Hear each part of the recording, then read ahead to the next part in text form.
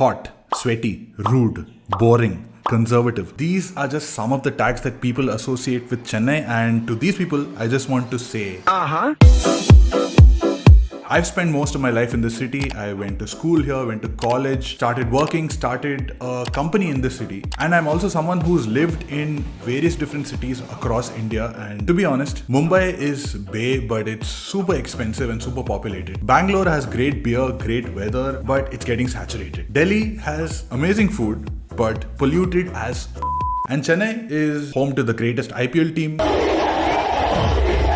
the biggest Indian superstar, the world's second longest beach, 10,000 people here. And it's also home to the millions of people hustling every day to make the city so much more than all of this. Chennai is the most misunderstood, misjudged, misrepresented, and most of all, the most underrated city to live in India. So hello and welcome back to the channel, everyone. Today's topic is something that's really close to my heart. I'm going to try and tell you what makes Chennai such an underrated city, talking about the positives while also addressing a few of the negatives. And hopefully you'll learn something new about this historic city and someday, maybe visit here someday. But first, roll that intro.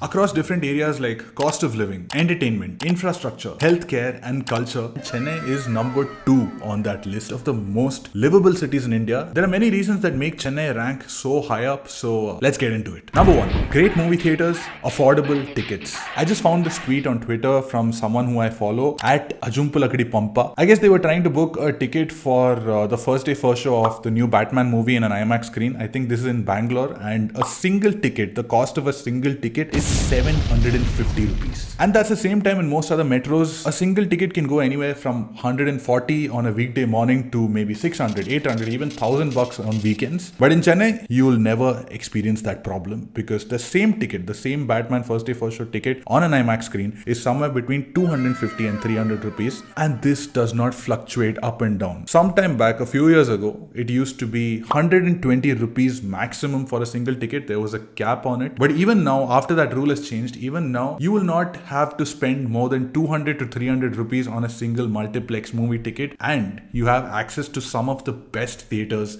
in India. Anyone who's been to Chennai would know about Sathyam or SPI Cinemas as it's known now. This is where I've spent most of my childhood and my adulthood. It has world-class screens and seats and service, and arguably, most probably, the best butter popcorn ever created. Unlike other metros where movies have become this luxurious pastime, in Chennai, Number 2, the beaches. In my opinion, any city that has a beach is a few notches above any other city. And Chennai has multiple beaches for multiple vibes. Marina Beach, the second longest beach in the world, it's like a city in itself with hundreds of food stalls, memorials, statues, joggers tracks, cycling tracks, and it's also home to the city's biggest fishing communities. Elliot's Beach or Bessie Beach has a slightly more laid-back vibe. Here you'll find a lot of young athletes training for whatever sport they're competing for in the morning, and in the evening you'll find college students and young couples just chilling in the promenade or in the parked cars outside the beach. Thiruvanmiyur Beach is even more laid back, and it's also home to the legendary Mor Tata. He's Chennai's nighttime icon who sells the most unique buttermilk you'll ever taste in your life. And if you want to get away from the chaos of the city, there are a lot of little beaches along ECR or East Coast Road where you can just take a drive down during the weekends and have a little more privacy. Personally, at Marina and Bessie especially, I've gone as a kid on family picnics, as a college student, and sometimes I've also gone alone to just sit in front of the sea to find some answers whenever I was lost. The beach has become a kind of an undetachable part of my life and my memories, and I'm sure it's the same for millions of people like me. Speaking of the beach, Chennai is also underrated because of its recreational activities and communities. Growing up on Hollywood movies, I've always believed that surfing was possible only in foreign countries, because until recently, even I didn't know about my own city's surfing culture. Chennai has some of the best surfing spots of the country at Kovalam and Mahabalipuram, where you can go and rent a surfing board, get surfing lessons from locals who've also participated in international surfing festivals. And every year, there's also this surfing festival called Kovalong Point, where surfers from around the world, including celebrities, including sportsmen like jaunty roads. They come down to this festival, they take part in this surfing competitions. You also have music concerts and yoga festivals and some amazing food.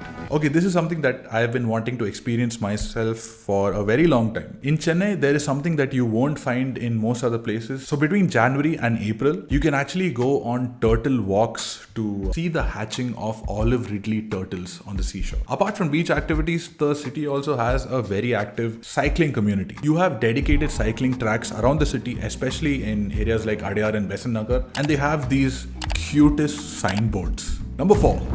The food.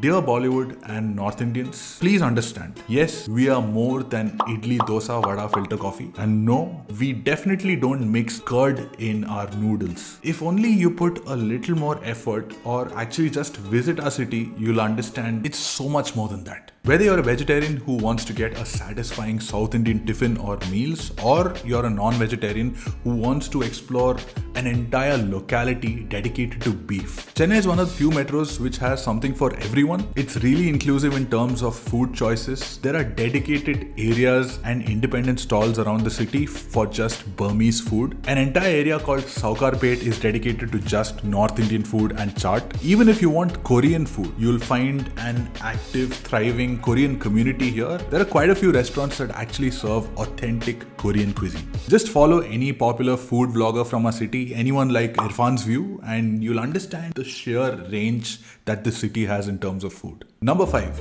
Ease of transport. The public transport in Chennai is so good that it shows up at least once in every single Mani Ratnam movie.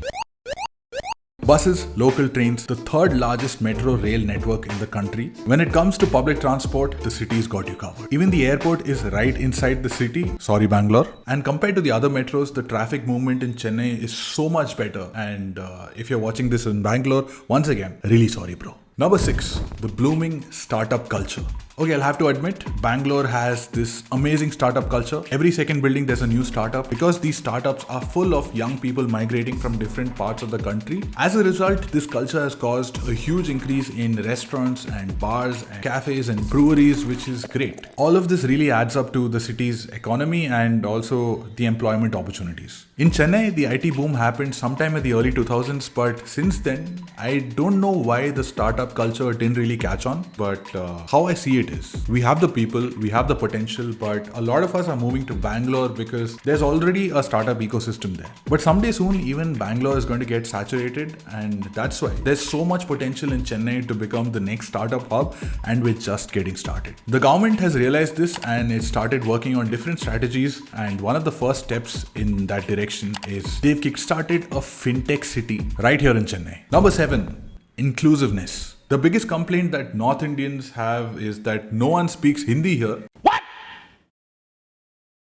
And I have a two-part response to this. Firstly, if you're going to someone's house, you have to play by their rules, right? That's the same thing with a city. If you go to Paris, everyone speaks French there. You can't suddenly expect them to speak English or Hindi. You'll have to learn French. Give respect, take respect, okay? And if you say Hindi is the national language, then stop it.